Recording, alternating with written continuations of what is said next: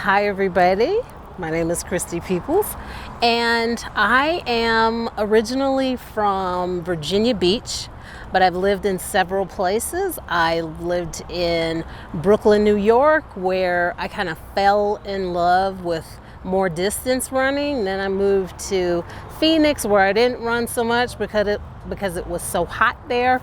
And then I moved to Chicago and then came to Boulder, where it really hit this love of trail running, this love of being outdoors. And now I'm located in the Denver area.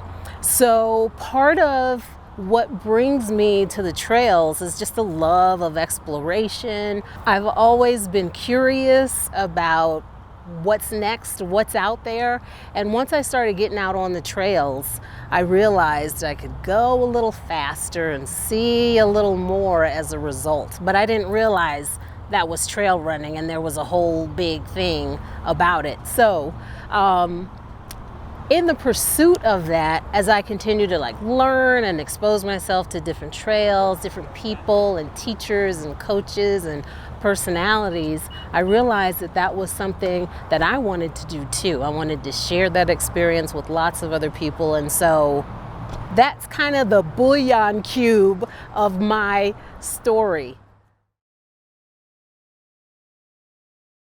So that's a really good question, because I think when I first discovered it, I might have been 37, but I didn't really know what it was. I was just kind of running on dirt trails for support. You know, my friend was in a race and she asked me to join her, and this was in Chicago, and so it was fun, but I didn't know officially that that was going to be my jam for a while yet. And then I think when I was 40, I really started getting into it. I moved to Boulder and started getting into the trails, and it just kind of sucked me in deeper, and deeper. So, yeah.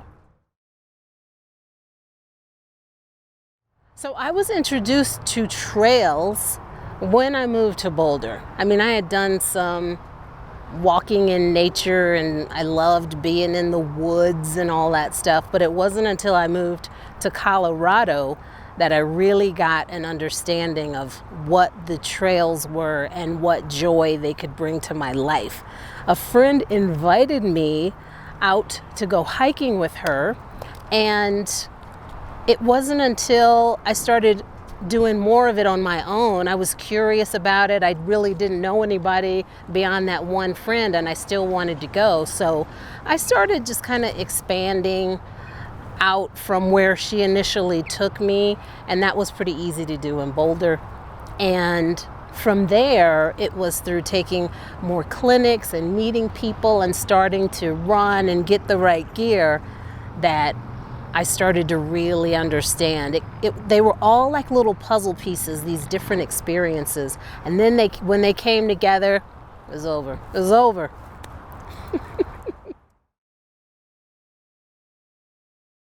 So this is an interesting question, because there were resources, but I didn't know what I didn't know.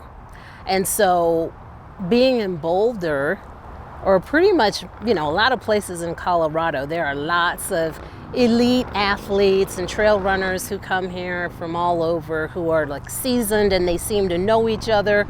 And I didn't know where to first plug in. As a beginner, I wasn't sure who to connect to, what groups, what gear to get. So it was a lot of hunting and pecking and ferreting out information and trying to really piece it together for myself. So it was slow going. So I would say resources were not readily available to me because I didn't know what resources I needed or what I needed to make myself available to. So it's a sort of is the kind of cloudy answer to that. Yes, I I encountered some challenges.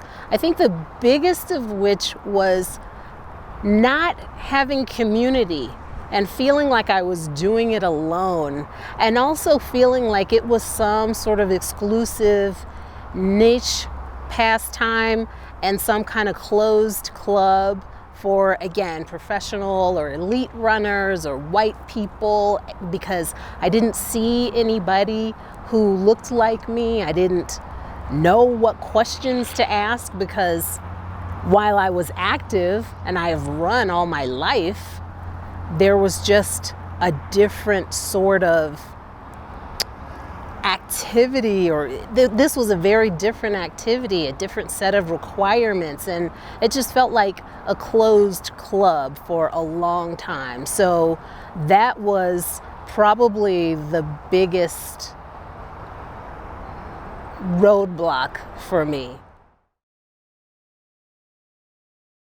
So some of the lessons that I've learned through trail running are that we can do hard things. I can do hard things. I knew I could do hard things, but I mean, some of these trails are hard. I also learned that going together in community there's not much else that's like it. And running friends in general are a special breed. Trail running friends, even more so. I've learned that getting out on trails is really healing for me, physically, mentally, emotionally, spiritually, just all of it. All of that healing just kind of comes together when I set foot on the trail. I've also learned that it's important to understand my why I do this, why I am such an advocate for getting beginners out on trail, for getting women out on trail, for certainly holding that door open, blowing the door off the hinges for women of color, and people of color in general, because it's really important for us all to understand that the trails and trail running are open for anybody who wants it. So from head to toe, I would say sunglasses, because you got to protect your eyes. I would say a trucker for me, because I love that it wicks sweat. So I'm not trying to like wipe my eyes or do something crazy and not see. It's important to see on the trails. So I love a trucker, plus the way it fits my head. I also am like inseparable from my hydration pack. I have the Ultra Vesta, and I have a funny story about this Ultra Vesta. Well, from Ultimate Direction. So I posted on social media, it was a TBT to the days when my vest was super clean and sparkling. Now it's got miles of trail adventure in it and lots of dirt and everything. So the feedback really floored me, because people were like, Kriste, that's gross. Wash your freaking pack. And I was like, oh. It started an interesting conversation, because a bunch of people were like, well, I don't wash mine either. I didn't know. And some people put theirs in the tub to soak it. Some people put it in the washing machine. A couple of folks said they put it in the dishwasher. Whatever. I love my vest. Also, I swear by my watch.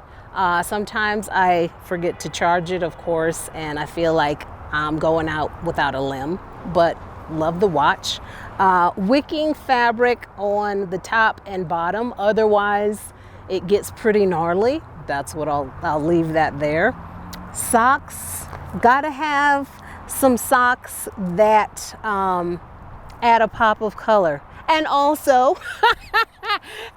allow your feet to breathe and all that stuff and protect you from blisters, but you gotta have the pop of color. Like, okay, priorities.